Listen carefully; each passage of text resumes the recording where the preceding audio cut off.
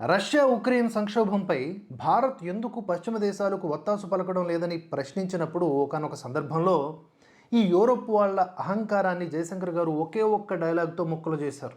Europe కంట్రీస్కి ఒక mind set ఉంది. యూరోప్ సమస్యలు ప్రపంచ సమస్యలు కావాలి, కానీ ప్రపంచ సమస్యలు మాత్రం ఈ యూరోప్ సమస్యలు కావు. Somewhere Europe has to grow out of the mindset that Europe's problems are the world's problems. But the world's problems are not Europe's problems. China Bharat సరిహద్దుల్లో ఏం జరిగినా ఈ ఐరోపా పట్టించుకోదు. కానీ అక్కడ ఏం చిన్న సమస్య వచ్చినా కూడా ప్రపంచమంతా స్పందించాలా అని ఏదైతే ఈ వ్యాఖ్య ఉందో అంతర్జాతీయంగా ఎట్లా పాపులర్ అయిందంటే ఆ తర్వాత జర్మనీ ఛాన్సలర్ సైతం జయశంకర్ గారు అన్న మాట నిజమే అని ఒప్పుకోవాల్సి వచ్చింది. ఇండస్ట్రీ హిట్ డైలాగ్ అంటే ఇదే నా ఫేవరెట్ కూడా. ఇక ఆ తరువాత రష్యా నుంచి భారత్ చమురు దిగుమతులు పెంచుతూ వస్తోంది.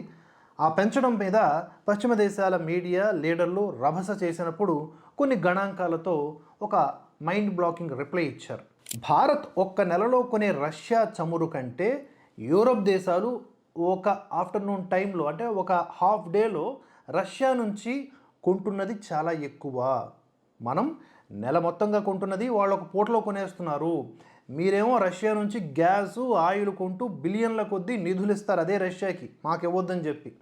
కానీ భారత్ తన పేద ప్రజల కోసం తక్కువ ధరకు చమురు కొంటే అభ్యంతరాలు చెప్తారా? వితండవాదులు లేదా మూర్ఖులు తప్ప బుర్రా బుద్ధి ఉన్నవాడు ఒక్కడైనా ఈ కామెంట్స్కి అంటే మన జయశంకర్ గారి కామెంట్స్కి రీకౌంటర్ చేయగలరా? దట్ ఈజ్ జయశంకర్ గారు.